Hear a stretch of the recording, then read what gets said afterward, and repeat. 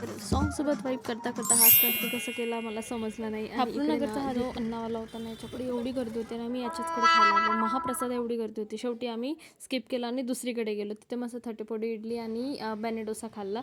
आणि ते वगैरे खाऊन मग आमचा गोल होता की आज गणपती बघायला जायचं आहे. सो फायनली इतके क्यूट गणपती बघितले आम्ही.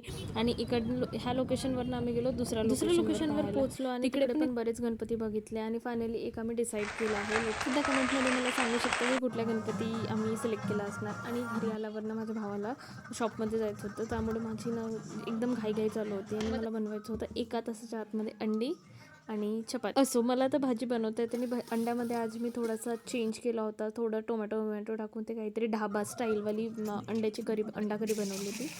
सो पटकन मसाला टाकून आपले अंडे बनवले. आणि सोबत माझं नाचणं गाणं आणि बाकी सगळे एकत्र कामं चालू होते. आणि लिटरली सांगते, भाजी इतकी मस्त झाली होती ना.